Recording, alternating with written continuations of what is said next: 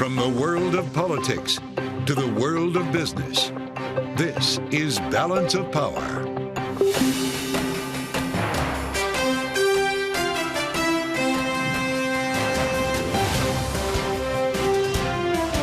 Live from Washington, D.C.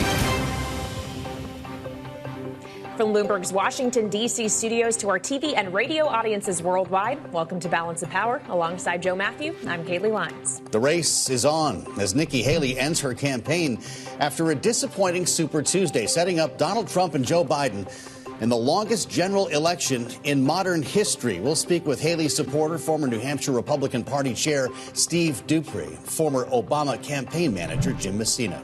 The House passes a $460 billion six-bill funding package to avert a partial government shutdown before the Friday deadline. Republican Congressman Bill Huizenga of Michigan will be with us for more. We'll also ask him about new rules the SEC just approved around climate disclosure that could have major implications for companies. Bring you part of our conversation with SEC Chair Gary Gensler. Interesting sit-down with the chairman today. We'll get into this a little bit more later on, Kaylee, but interesting to finally get details on these climate disclosures that have been so controversial in the making. Yeah, definitely a politically sensitive decision. And on the one hand, you could see how maybe no one would be happy with this, at least if you're on the more extreme ends. Right. On the one side, there are those, and Congressman Huizenga is probably in this camp, that do not think the SEC should be weighing into these waters at all. On the other hand, you will have climate activists who say the SEC did not go far enough. That's just, of course, one of the very politically charged questions we are dealing with here in Washington. But, of course, it is a new day in Washington today. It is post-Super Tuesday. It is the Wednesday after. And, Joe, for all intents and purposes, the general election has begun. That's right. And we do start with the state of the race this evening after Nikki Haley officially suspended her presidential campaign this morning. Here she is. The time has now come to suspend my campaign. I said I wanted Americans to have their voices heard. I have done that. I have no regrets. And although I will no longer be a candidate, I will not stop using my voice for the things I believe in. That's where we begin our conversation with Bloomberg's Michael Shepard, coming off a late Super Tuesday. It's great to see you back at the table, Mike. I'm not sure you've gone home yet. The statement from the campaign last evening before she dropped this morning, quote, "There remains a large block of Republican primary voters who are expressing deep concerns about Donald Trump," unquote. She did not endorse him. What do Nikki Haley voters do now? Well, they are going to have to listen to what she said today. And she said, and this was a message to Donald Trump, he will have to earn their support. He will have to win them over. And we saw that a number of Republicans who were voting in the primaries for Haley were doing it actively because they did not want him to be returning to the Republican ticket, or even more so to the White House. Well, even those who one would have thought might not want to see him return for a second term, those who have been critical of him, now seem to be falling in line after Haley's departure. One of them being the Senate Minority Leader, Mitch McConnell, who after January 6th called Trump practically and morally responsible for what happened at the Capitol. And yet today he endorses him and he says he's the Republican nominee. Of course, he has my support. We've been wondering whether he would actually go ahead and make the endorsement of Trump. The two men have never really had a great relationship, even going all the way back to 2015 when Trump came down the golden escalator at Trump Tower. I remember him coming into this office and expressing some chagrin during a roundtable with editors and reporters about Trump's predilection for tweets and for, just sowing a little bit of chaos. He was joking about it at the time, but behind the joke was a more serious concern about where the party was heading with Trump in the White House. And the break became official, as you said, Kaylee, after January 6, 2021. The two men had not spoken since. It was interesting, the timing of McConnell's announcement, 20 minutes after Nikki Haley finished speaking. So in a way that really closed the book on one phase of the Republican Party and opened a new book, a new phase of the story for the GOP. Absolutely. Mike Shepard, thank you so much for joining us. And now we also have to point out that last night's primaries were not just at the presidential level, they also set the stage for several key congressional races. And on that note, we want to bring in Bloomberg's Julie Fine, our Texas bureau chief. And Julie, Texas was just one of the states we were watching for these races that show up down the ballot, including that key Senate race in which Ted Cruz is going to face a challenger. He is going to face a challenger, Congressman Colin Allred. Now, Ted Cruz, big base here in Texas, but Beto O'Rourke did come within 3 points in 2018 against Senator Cruz. You know, Democrats pinning their hopes on Colin Allred. He's a former NFL star. Then he was an attorney. Then he worked in the Obama administration. So, you know, they have very high hopes for him. But again, you're looking at the state of Texas, where it is very difficult. No Democrat has won statewide office since the mid-1990s. Both of them are going to have to raise a lot of money in this race.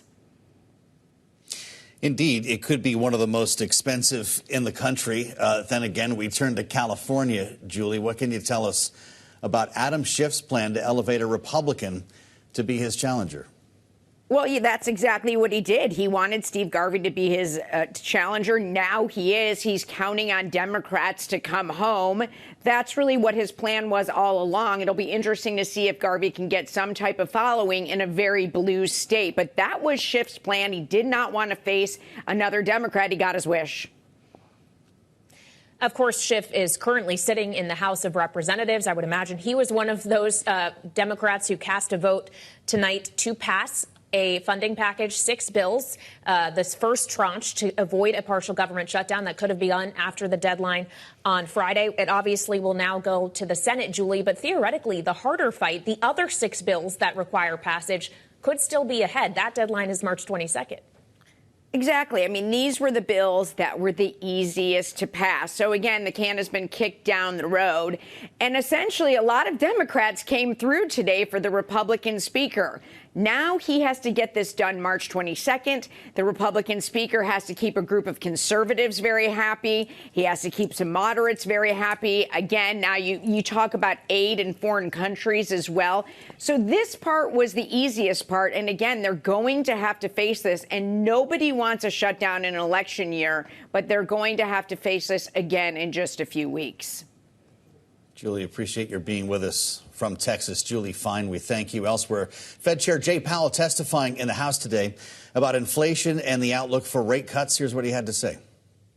We believe that our policy rate is likely at its peak for this tightening cycle. We want to see a little bit more data so that we can become confident and so that we can take that step of beginning to reduce policy rates. The committee does not expect that it will be appropriate to reduce the target range until it has gained greater confidence that inflation is moving sustainably toward 2%. When we reach that confidence, the expectation is we will do so sometime this year. We can then begin dialing back the restriction on our policy. If the economy evolves broadly as expected, it will likely be appropriate to begin dialing back policy restraint at some point this year.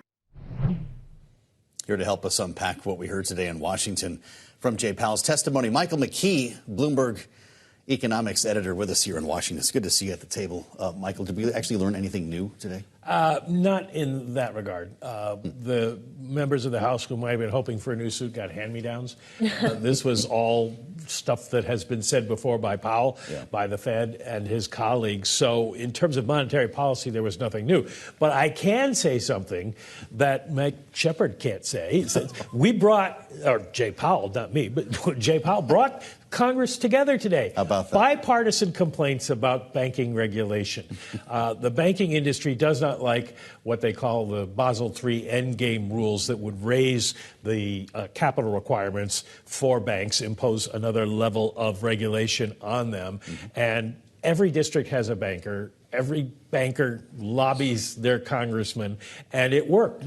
Both sides, Republicans and Democrats, were critical of these regulations and pushed Powell on them. Now, Powell is not a fan of them either. He would like to dial them back. He said there's a good chance that they might even be scrapped entirely, but he said we're still a long way from putting the regulations out there. They're in the comment period now, and he thinks that there will be major changes made to those. But it was interesting to see that it wasn't just Republicans who'd announced that they would be going after him on the subject, but Democrats joining in as well. Well, the Democrats in the other chamber that we'll hear from Powell tomorrow, though, may be singing a different tune. Certainly, you'd probably expect that from the senior senator from Massachusetts, Elizabeth Warren. Could we get answers to anything we didn't get answers to today when he's before the Senate? Probably not. It's not in his interest to give any kind of timetable at this point for when the Fed might be cutting rates. They've made the case they're going to be looking at the data. They want to see further progress on inflation, and so there's no benefit to him for giving anybody any kind of clues that would send the market scrambling in one direction or another. Probably get the same thing on that, and he's already said, I have problems with the banking bill. So this may be probably one of those hearings where the exchanges between angry senators and the chairman, who is always nice and calm and composed, will be what we get mostly out of it. Jobs Day coming. Of course, we'll be talking to you about that on Friday. What's Jay Powell's next stop on the road when it comes to economic data that will actually influence his view? Well, they'll be looking at the jobs numbers. They want to see them go down. We had the ADP number today, which Wall Street generally ignores, but it was 140,000. Even that's stronger than the Fed wants to see. We had 353,000 last month. We'll see if that's revised down at all. Right now, the Bloomberg consensus is for 200,000. That still tells them that they have a strong economy, which feeds demand, which slows the process of bringing inflation down. We also get CPI next week. Seems like only yesterday, doesn't it, that we just had a CPI report? And now we got another one coming up next week, and that'll also be we managed important to keep the government open so we can keep producing data here in Washington. That's true. Amazing. Thank you. Yeah. And I'm sure we'll be hearing about the economic data in President Biden's State of the Union speech tomorrow evening. Bloomberg's Michael McKee, thank you so much for joining us. Now coming up, we'll have more on Nikki Haley's withdrawal from the presidential race. Should have happened a long time ago, but I'm all for President Trump. I think he's going to win. So you see that in the polls, and let's hope that's the case. But we need President Trump back in the White House. That's one perspective from Republican Congressman Jim Jordan. We'll speak with a Haley supporter next, Steve Duprey, former head of the New Hampshire Republican Party. That's coming up on Balance of Power on Bloomberg TV and radio.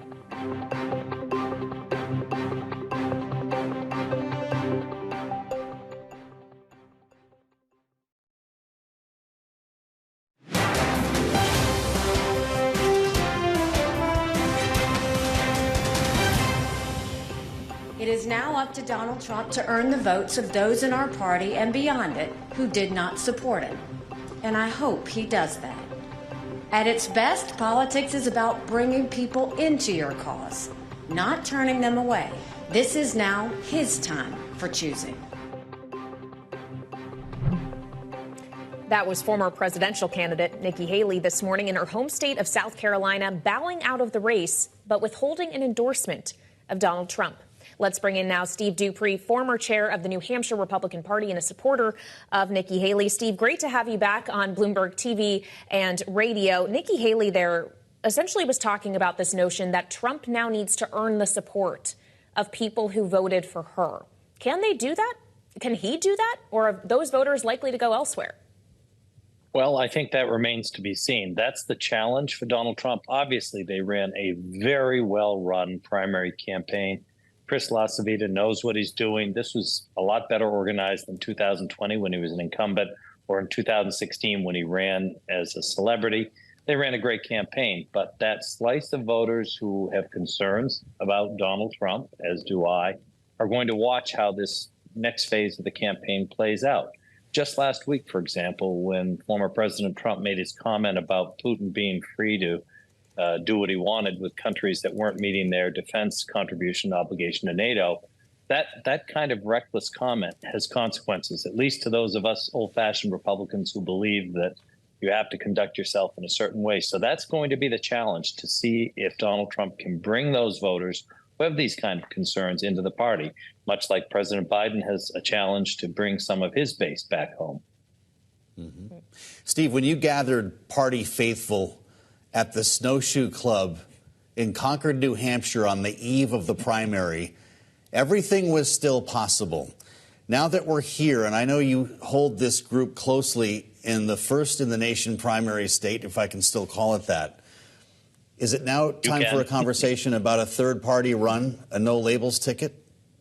No, I don't hear much talk about that. Frankly, I think people who are strongly against President Trump would see a no labels candidate as drawing more votes away from President Biden than from President Trump. And the history of third party candidates shows they don't work, they don't win. I think the two-party system is just too well entrenched. I mean, but for Ross Perot, George Herbert Walker Bush would have been president a second term, and Bill Clinton would have been a former governor of Arkansas. So I don't think there's any discussion of that. I think the people who are for Nikki Haley or other candidates in the primary are going to sit back. They're going to watch out how the trial issues that are still pending in front of President Trump play out. They're going to watch how he conducts himself in the campaign. They're going to watch how President Biden does as well. And I think that's going to be a late-breaking group, but a lot of it's centered around suburban, college-educated women. And I think in the battleground states, that's going to be the real battleground. Steve, I want to return to a way you just described yourself a minute ago as, I think you said, an old school Republican. And there's a lot of conversation happening today about how this is kind of not just the death knell of Nikki Haley's 2024 campaign, but it might be, too, for a different Republican Party, the Reagan-esque Republican Party, if you will. And especially as we consider Nikki Haley's political future, do you think there's going to be a place for her even looking forward to 2028, or is the party just too different now? Well, the party's certainly different, and I remember those discussions when Ronald Reagan came along. And yes, I am a Ronald Reagan, John McCain Republican through and through. These movements have phases. They ebb and they flow. The success of Donald Trump in 2016 is that he realized before any other candidate, and better than any other candidate, that people are upset with both parties and they think there's a lot of talk, not much action. They have no respect for Congress. They don't see problems getting solved, and they're fed up. And he was voice to that. He was very brilliant in picking that as a theme. These kinds of ebb tides flow, they ebb. And 4 years from now, it could be a very, very different party. Who knows? And so I do think there is a future for people like Nikki Haley. And regardless of whether Donald Trump or Joe Biden wins, in 4 years, there'll be an open race on both sides, which likely means a dozen candidates on each side. And each new cycle, the party redefines itself. We spoke with your governor, Chris Sununu, 2 days ago, of course, made the case passionately for Nikki Haley. Did he help deliver New Hampshire to Joe Biden in the general election? Well, keep in mind that Joe Biden won New Hampshire before, and our entire congressional delegation is Democratic. So they're pretty good at winning elections in New Hampshire. We truly have become a purple state. I don't think Chris Sununu delivered the state for Joe Biden, because Chris said very clearly he would support Donald Trump if he were the nominee. But I think it's going to be a very tough race for President Trump here, because it's a very purple state. And Chris was a governor who fit the time and the electorate. Would you vote for Biden, Steve, in the absence of Nikki Haley, if it's just those two choices, Trump or Biden? I haven't made up my mind, but what is paramount in my mind is I want a president who I'm proud of, regardless of the party, that they conduct themselves with the seriousness and with the stature and the gravity in the world and to our citizens of the United States, with the kind of decorum and respect for the office that has been the hallmark of every president since the history of our republic, that is embracing, that brings us together, not divides us. And I think Donald Trump has a chance to win those votes. I'm going to watch how this plays out, like I think lots of voters are on both sides of the aisle. Interesting the way you chose to answer that, Steve. To what extent will the State of the Union address tomorrow night factor into that decision? I think everything that happens between now and the election, the status of the criminal trials against former President Trump, how President Biden either grapples with or solves the immigration problem. You know, you wouldn't think in New Hampshire people would be worried much about immigration. The economy clearly is the number one issue, but people in both parties are upset with the immigration issue. And frankly, I don't think if President Biden doesn't take some very definitive steps very quickly, I think that issue alone could turn this election.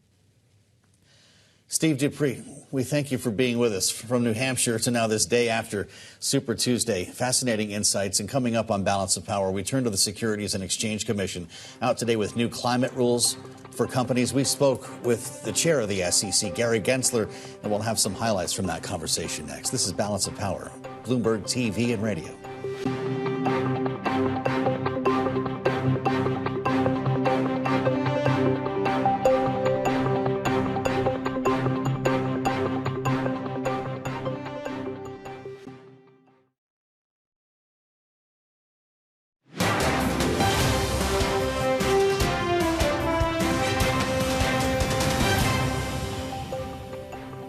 This is Balance of Power on Bloomberg TV and radio. I'm Joe Matthew in Washington alongside Kaylee Lyons. The Securities and Exchange Commission will force companies to disclose their greenhouse gas emissions for the first time, but watered down a key requirement after heavy lobbying from industry groups.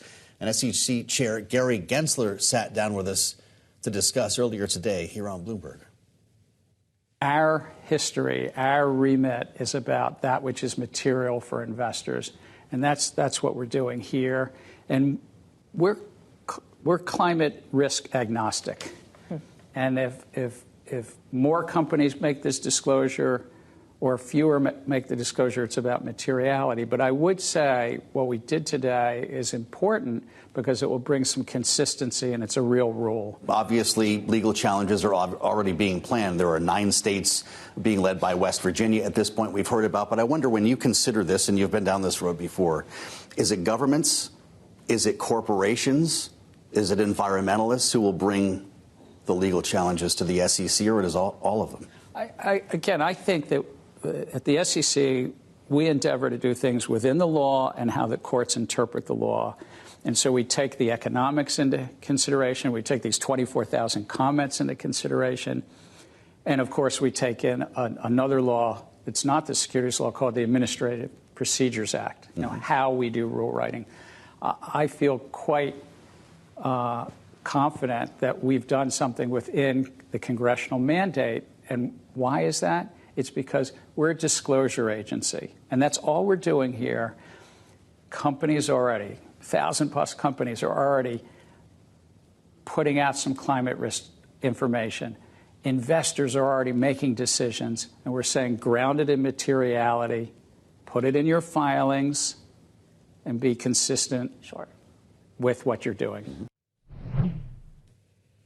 That was SEC Chair Gary Gensler speaking with us earlier on Bloomberg. And of course, as you were alluding to there, talking of lawsuits, Joe, he could potentially, and the SEC could be dealing with it from both ends, from environmental activists and from the business community. It could be that no one is satisfied with these rules they passed today. Not to mention these attorneys general who can get a lot of free press out of this, right? And you potentially could see some action out of Congress as well in a Republican-controlled House Financial Services Committee. So, of course, we'll continue to have that story covered for you here on Bloomberg TV and radio. But coming up on Balance of Power, we'll be joined by Jim Messina, Messina Group founder and CEO, on a Wednesday in which the general election has effectively begun and also marks the eve of President Biden's State of the Union address tomorrow.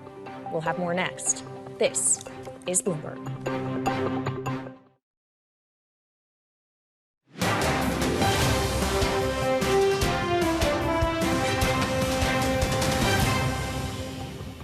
So far in these primaries, the Republican turnout has doubled that of the Democrats. I'd be concerned about that if I were the Biden campaign, because that's a very good measure of enthusiasm, which they're going to need to boost to prepare him for the general election.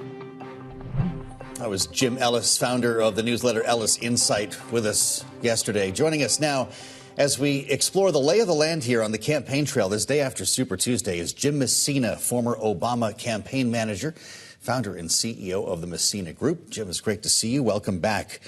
We knew it would feel different this day after, and it is. So you can talk about passion, you can talk about organizing or message maybe this day before the State of the Union. What's the first job right now for Joe Biden now that the die appears to be cast? Well, he's got to do two things, Joe. The first is lay out a very clear vision of where he's going to take this country. If you think about it, in the general election, the incumbent gets 2 free days, the State of the Union and the Democratic National Convention speech. So this is one of his 2 freebies, and he gets to look at the country and say, this is where I'm going to take you. And that is incredibly important. The second thing they've got to do is start to draw the contrast between them and Donald Trump and the Republicans and be very clear. You know, Joe, I used to say to President Obama, if it's a referendum on you, we will lose. If it's a choice between you and your opponent, we will win. And so the Biden campaign has got to start drawing that contrast. And the best way to do it is State of the Union. Well, and with the State of the Union, I wonder which voters he most directly needs to speak to, because, of course, this morning started off with Nikki Haley dropping out of the Republican primary race. And Biden, in very short order, released a statement, and I'll read it to you in part. He says Nikki Haley was willing to speak the truth about Trump, going on to say Donald Trump made it clear he doesn't want Nikki Haley's supporters. I want to be clear. There is a place for them in my campaign. But, Jim, how can he try to draw in more conservative Nikki Haley voters while not losing the left flank, not losing the progressives? Can he have both and? I think he has to. There's this silly debate in my party saying, do you turn out the vote or do you do the persuadables?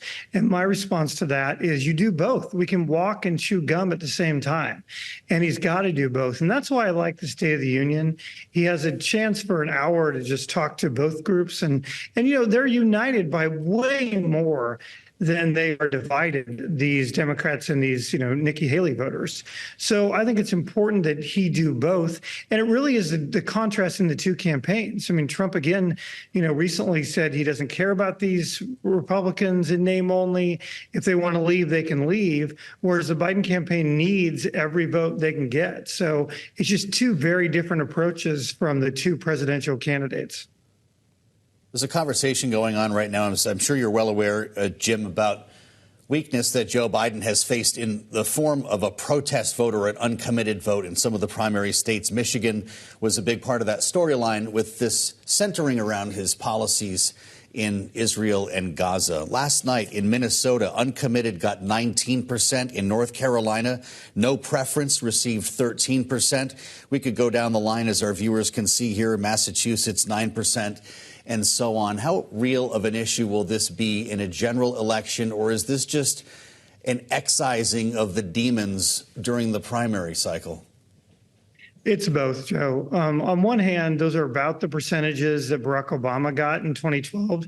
Despite his amazing campaign manager, we still got all these states, and we had all these people who were uncommitted, and everyone worried about it, including us. On the other hand, when you barely won the election in the closest states like he did last time, you can't assume any vote is safe. And you got to worry about every single vote. And part of your job as a campaign manager is to worry every single day.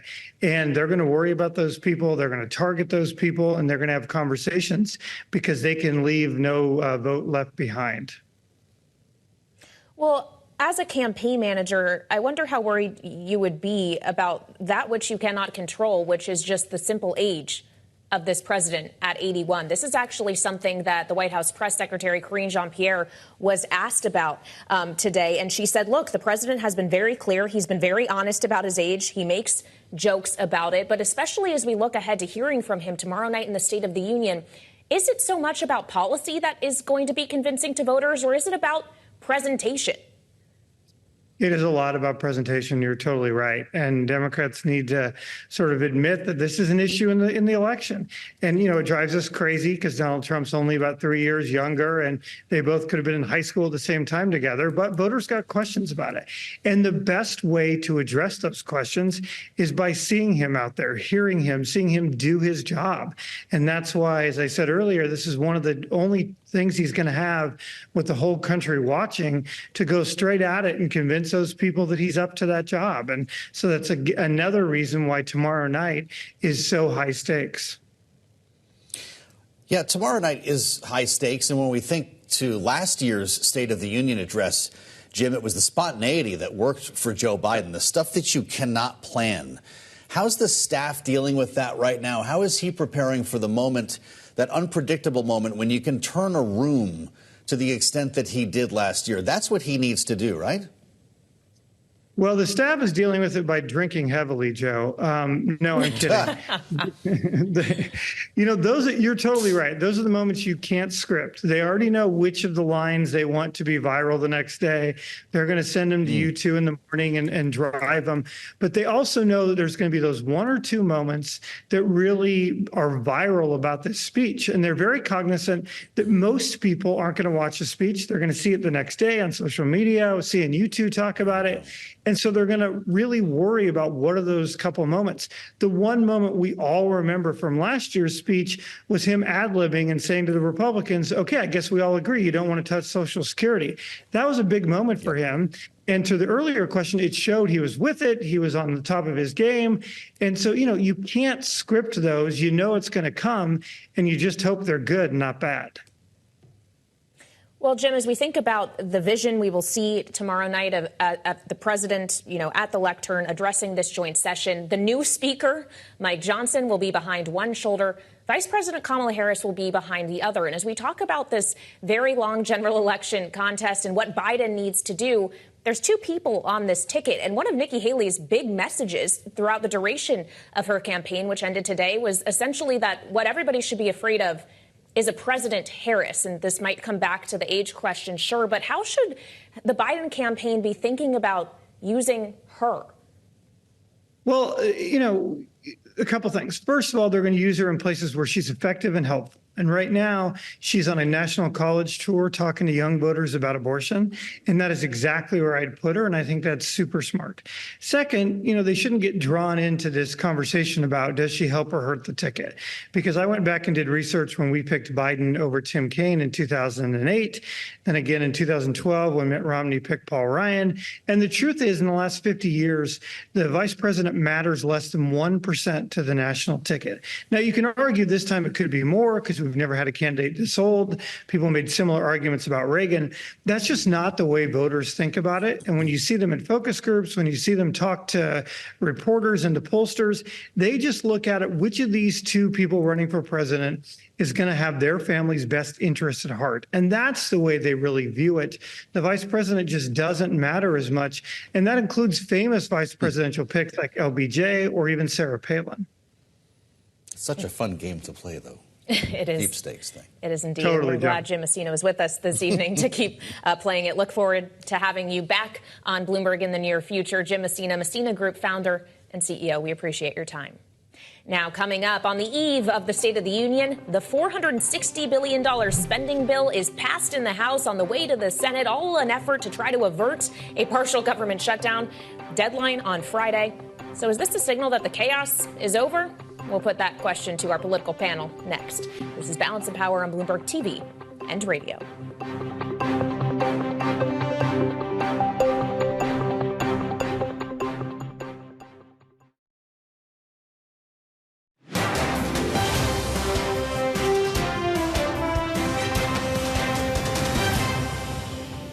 We're sort of meeting extremely low expectations. It doesn't look like the government will shut down.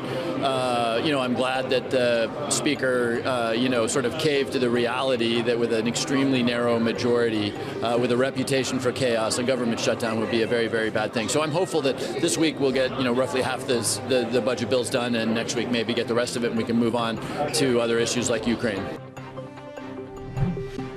That was Democratic Congressman Jim Himes of Connecticut earlier today. And just about an hour ago, the House did indeed pass a 6-bill megabus, if you will, to avert a partial government shutdown that could have begun at the end of this week. That now goes to the Senate. So let's bring in our political panel. Emily Lampkin, founder of the Women Leaders Series, and Caitlin Legacki, partner at Four Corners Public Affairs. So something passed, and it's actually not a continuing resolution. This is actual appropriations. This goes through September 30th, just in the nick of time before President Biden gives his budget for the next fiscal year. Have we sorted out part of this fiscal year? But this was kind of the easy stuff, if you will, Emily. We got 6 more bills still to pass by the 22nd. How much harder is that going to be? Well, it is going to be harder, but I think this is a good sign Congress has gotten in this bad habit, regardless of who's in the majority, of waiting to the last possible minute to do things. Could compare them to the teenagers at my house. But the good news is they got something done, and they did it, frankly, working together. I would say have no problem in a democracy that's run like ours, where we get votes from both sides in order to pass appropriations. I don't want to overlook the message that some of the conservative no votes had, though, which is we have a spending problem in this country, and we've got to stop borrowing against our future. 339 to 85. Should the speaker come out and say, hey, what's everybody been talking about? I'm leading a bipartisan effort here around the government. I think he's showing that he's doing it and doesn't necessarily need to say it. There it is. Fair enough. But to the point on this being about longer-term fiscal trajectory, not just near-term fiscal trajectory, knowing as well that this is coming on the eve of the State of the Union, does passage of this, Caitlin, take a soundbite away from President Biden about the House not being willing to do anything? I just wonder, this timing is not coincidental, right? Right. I mean, I think Biden actually cares about what's good for the country, and so he'd be happy to give up a soundbite if it means that these spending bills get passed. But, I think it's still a little too soon to say that the House has worked out its kinks. There's still a lot of room left for chaos. And, the thing is that Biden's going to have an argument to make that he has been a steady hand on the wheel. He is a voice for common sense and rationalism, and that, the House still has to deliver 6 more spending bills to avoid a shutdown. The other side of the vote count that I mentioned today, again, 339 to 85, is that it got more Democrats than Republicans. Does that end up becoming a problem for Mike Johnson? I think it only if he lets it. I think it shows that if he's willing to work with Democrats are more likely to help him stay in his seat. But it also shows that he doesn't have a huge margin of error with his caucus. And so he's really walking a very fine line. But is this a lesson, considering we haven't had anyone file a motion to vacate yet, or really any noise being made about that, Emily, that actually calling the bluff of some of those louder members within the Republican conference who were pushing for a shutdown in order for conservatives to get the policy riders that they really wanted, try to use that leverage, that he can drown that out as noise and just proceed to govern as he sees fit?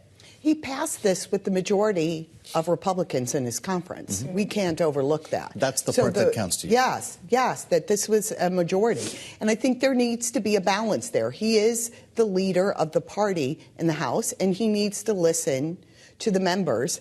But it doesn't mean that everybody has to go along with it in order for us to do the business of the people. What are we in for tomorrow night? I remember this time last year, Kevin McCarthy calling for decorum in the chamber. Didn't work out really that way. He was actually shushing people at one point when folks were shouting at the president. Is this going to be a free-for-all, or can Mike Johnson keep the conference under control? I'm much more curious about what President Biden is going to say. I think when he gets heckled? Well, let's start with what is he going to say if he's saying something that's meaningful to the American people. I think he's much less likely to potentially get heckled. I think American people are looking for his message on immigration, and they're looking to see if his age really does matter. Yeah. And most of the other ramblings on in State of the Union don't matter to regular voters.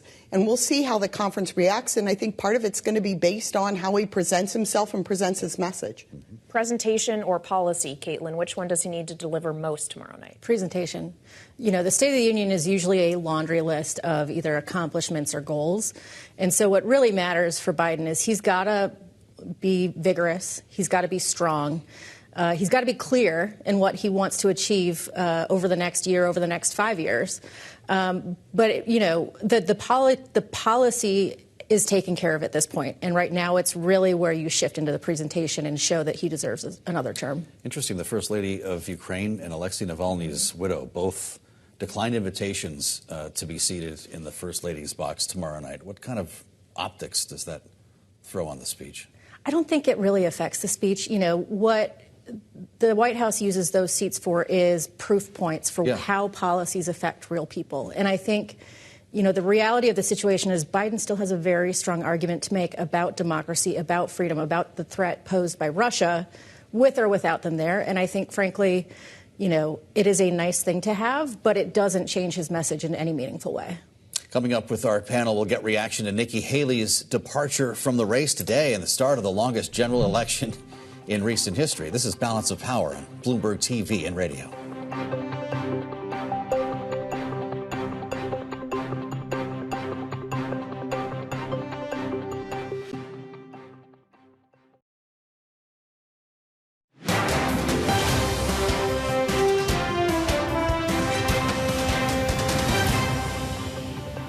Many of them are contemplating third party. When you push them right now, they go for Joe Biden, and they have pretty consistently. That's good news for us, because in 2016, they surged for Donald Trump. Well, let me tell you something that I've learned over, I don't even want to tell you how many years. I started in the 60s. It's that what people say in March, they frequently do not follow up on in October and early November. They don't like either candidate. 2018 was like the highest midterm election turnout ever. And 2020 was huge. This one's going to be really, really low because people are trying to choose who do they hate the least. Who do they hate the least? Insights from Celinda Lake, president of Lake Research Partners, Larry Sabato, founder director of the UVA Center for Politics, and of course Charlie Cook of the Cook Political Report, all with us yesterday on Super Tuesday. Fast forward to this morning, Nikki Haley drops out, and we reassemble our panel now for the way forward with Emily Lampkin, founder of the Women Leaders Series, and Caitlin Legacki, partner at Four Corners Public Affairs. Interesting to hear Larry Sabato remind us that things people say in March may not translate in November. I just wonder your thoughts on the question we've been asking everybody. What does the Nikki Haley voter do now? I think what we've learned is the Nikki Haley voter is likely a suburban woman, college educated. Neither one of those voters don't necessarily love Biden or Trump. I think Chris LaCivita is a really good practitioner, and I wouldn't be surprised if Donald Trump ends up with a running mate. This is where I'll disagree with Jim Messina. That matters, and somebody who embodies a lot of the characteristics of Nikki Haley, who will play much better in the suburbs in America. So, like who? Well, I'm not going to give any names, but I think it's the kind of person who can walk into a living room with women like us, and the women say, you understand my life, and you're not necessarily going to make it worse. I think that's one of the characteristics that Nikki Haley embodies. She also is somebody who's empathetic and who comes off as normal and can really relate to voters in what's going on in their lives and understands their struggles. So with that said, Joe Biden might smell an opportunity here to try to turn some of these voters who have told pollsters that they will not vote for Donald Trump. How does he do it? I mean, you know, the blessing of Nikki Haley for Joe Biden is that he now has a map of exactly the places where these Nikki Haley voters in the states that have voted live, where they vote. You know, we know what their demographic profile is. So they're going to go after these folks with very tailored messages, both about Joe Biden's record on issues that matter to American families, but also he's got a really strong opportunity to drive a contrast about Donald Trump and remind these women why they hate him so much and why they didn't vote for him in 2020 or 2022. Even though they were prepared to vote for a neoconservative the day earlier. I know. I personally would not have voted for Nikki Haley, but I think the other thing is that when you look at the primaries that have come out of this election, you've got people like Mark Robinson in North Carolina running for governor now who says women shouldn't be allowed to vote. And so there's going to be this echo chamber of really extreme positions that reminds people that you've got one choice with Donald Trump and you've got another choice with Joe Biden. And at the end of the day, I think women like having rights. I think women like having credit cards, and that's where they'll go. So that's where we're asking the question of where voters go. There's also the question of where donors go, because a lot of big Nikki Haley donors have not said, all right, Trump's got my backing now. They've said, I'm going down ballot. I'm spending money on congressional races. And we know that Biden has an incredibly large war chest. Entities supporting him have committed $700 million. And Donald Trump, Emily, is spending tens of millions of dollars on legal bills. How much is that going to matter in an 8-month-long general election contest? Well, the one thing Donald Trump has access now to is the RNC and the RNC's donor and the money that the RNC has. You're right, but what you're pointing out about down-ballot races is not a Republican thing. It is an across-the-board political thing in this town. There has been a really interesting trend over the last couple of years where donors say, I'm just going to pay for the races that I really want to invest in, and I'm not necessarily investing in overreaching organizations that may be spending money on things that don't matter, or races that don't matter to me. So I think the more curious will be how much money is being spent in Arizona, in Michigan, in Pennsylvania. I think we're going to see a lot of money in a couple handfuls worth of races.